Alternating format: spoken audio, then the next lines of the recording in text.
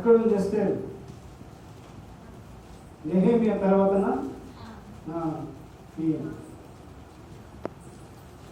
4వ అధ్యాయము 13వ వాక్యం ఒకసారి చదువు.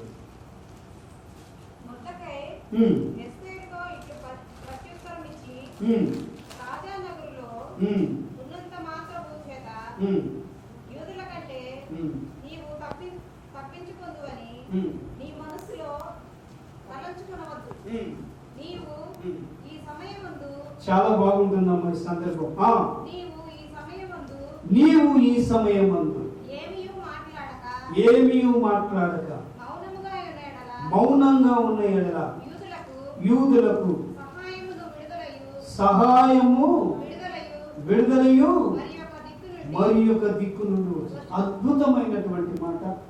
ఈ సందర్భం చదువుతుంటే నిజంగా మనకు ఒక రోమన్స్ ఇక్కడ కొడితే చాలా బాగుంటుంది.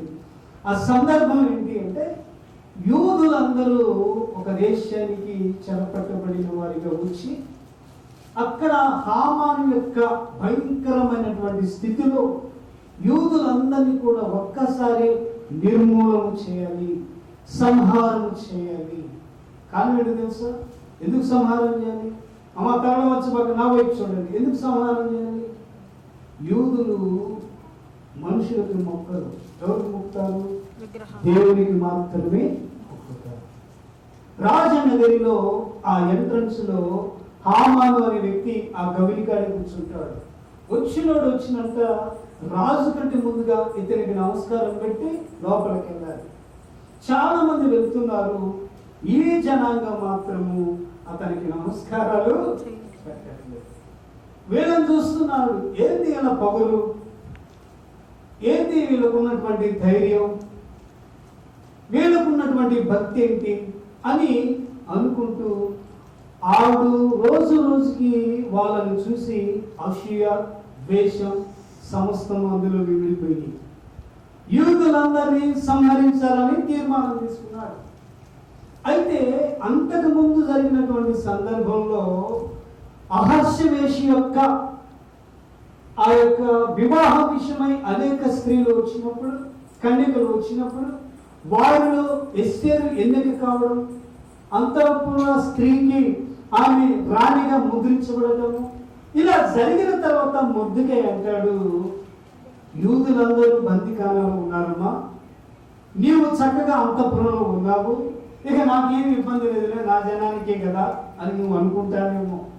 పిచ్చి మొహమా, ఎన్ని మొహమా, నా దేవుని సహాయము మరొక దిక్కు నుండి వస్తుంది.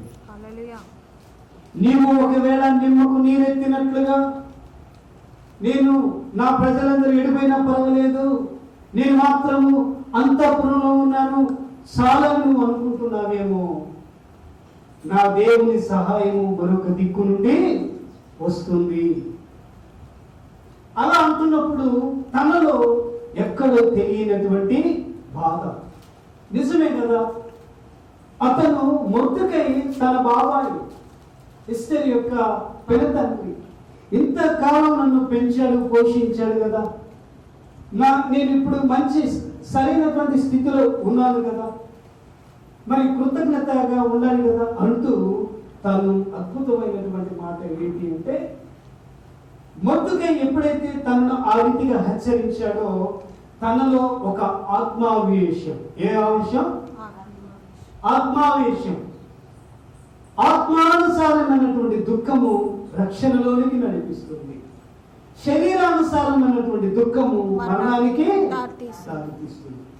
కొంతమంది శరీరంగా ఏడ్చి ఏదో చేసుకుని చనిపోతారు, కానీ ఆత్మానుసారమైనటువంటి దుఃఖము రక్షణ మార్గంలోనికి నడిపిస్తుంది. ఉదాహరణగా ఇద్దరు వ్యక్తులు చెప్తాను, నీకు పొడిగించను.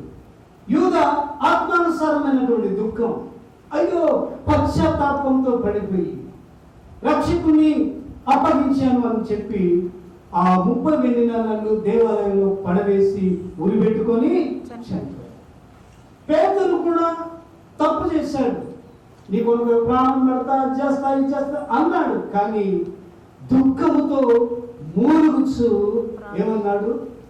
పశ్చాత్తాపడి ప్రభు సువార్తను ప్రకటించాడు. ఇది ఆత్మావేశంలో ఉన్నటువంటి రకాలు ఏంటంటే, ఒకటి ఆత్మానుసారమైనటువంటి దుఃఖము, అది రక్షణ మార్గం. రెండవది శరీరానుసారమైన దుఃఖము, ఇది మరణం. ఆ దుఃఖం మనకు వద్దు. ఏ దుఃఖము? శరీరానుసారమైన దుఃఖము మనకు వద్దే వద్దు. ఆత్మానుసారమైన దుఃఖము మనల్ని రక్షణ మార్గంలోనికి నడిపిస్తుంది. ఇక్కడ